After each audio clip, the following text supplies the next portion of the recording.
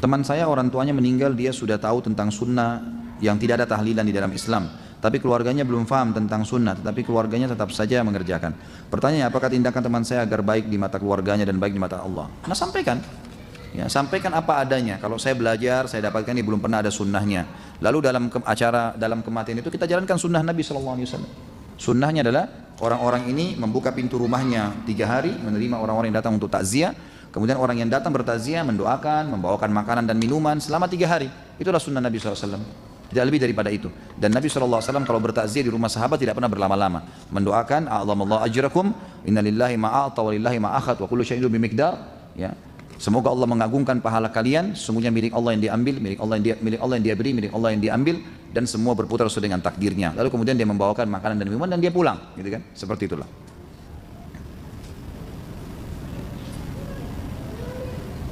Saya mau tanya pembahasan minggu lalu tentang sihir. Yang saya tangkap dari penjelasan Ustadz, orang yang minta diruqyah tidak termasuk dalam hadis 70.000 orang yang masuk surga tanpa hisab.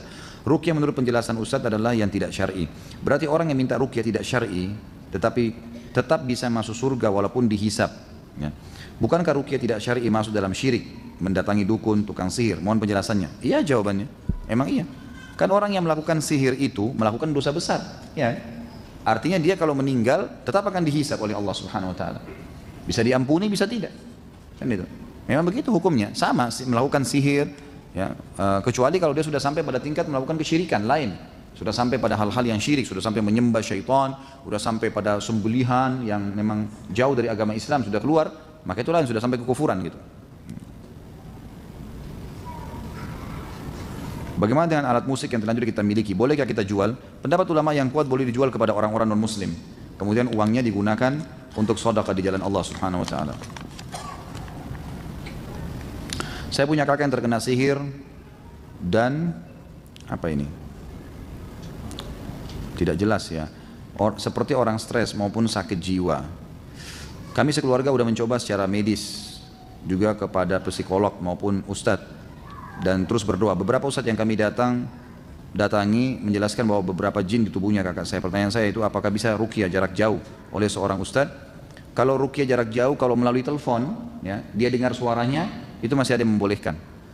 Ya, itu masih dibolehkan. Tapi kalau misalnya duduk di sini, kemudian dia baca ruqyah, niatkan orang rumah sana, itu nggak ada. Itu nggak boleh. Gitu kan. Adakah pengaruh umur jin terhadap kekuatan terhadap ruqyah? Saya tidak pernah tahu masalah ini, tapi setahu saya tidak. Insya Allah tidak. Jadi peruqyah itu makin soleh dia, maka makin besar pengaruh bacaannya. Apalagi kalau dikuatkan dengan pasien juga memperbaiki keadaannya secara ibadah, maka lebih kuat lagi. Bagaimana membersihkan rumah dari pengaruh jin-jin? Karena kakak saya tidak sadar atau kurang sadar lagi untuk membaca Al-Quran.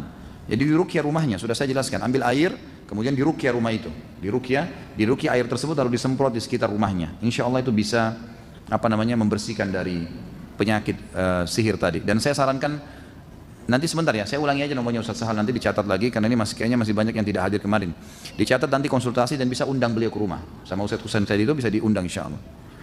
Saya punya kenalan dia mengaku sebagai ahli pengobatan menggunakan telur ayam sebagai media pemindahan penyakit pasien dan juga menyuruh pasien mandi dengan bunga-bunga tertentu. Apakah ini merupakan praktek sihir? Jelas. Iya. Ya. Ya. Jauhi itu nggak boleh. Dalam waktu di ruqyah, apa ciri-ciri yang terkena gangguan? Apakah teriak-teriak atau diam saja? Reaksinya macam-macam. Ada yang kesurupan, ada yang kesemutan, ada yang tiba-tiba sendawa, ada yang muntah.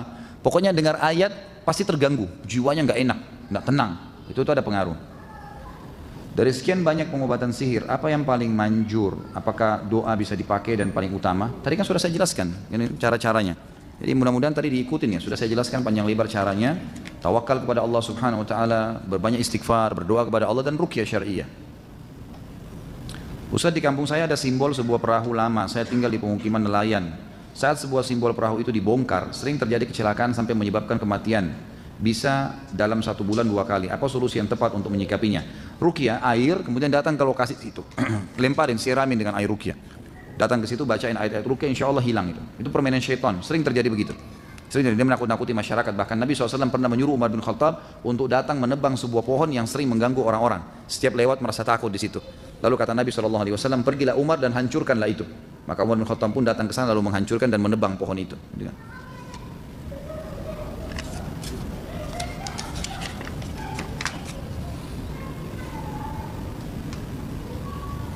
Apa tidak punya anak juga termasuk karena gangguan jin? Bagaimana meruqyahnya? Bisa terjadi. Jadi bukan berarti dia tidak subur, mungkin dia subur, suaminya juga baik gitu kan, normal saja.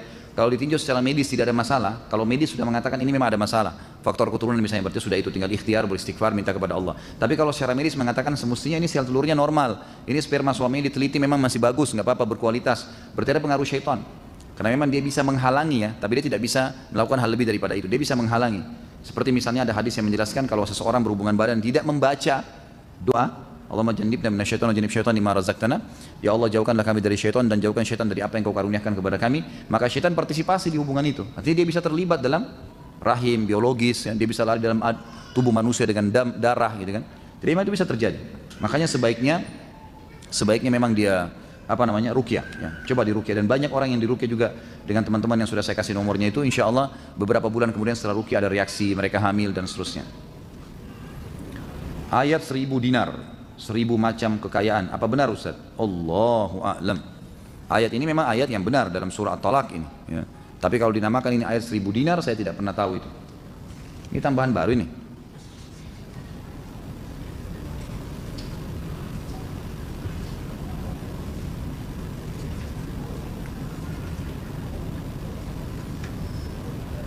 Alhamdulillah, semua tidak sesuai dengan tema.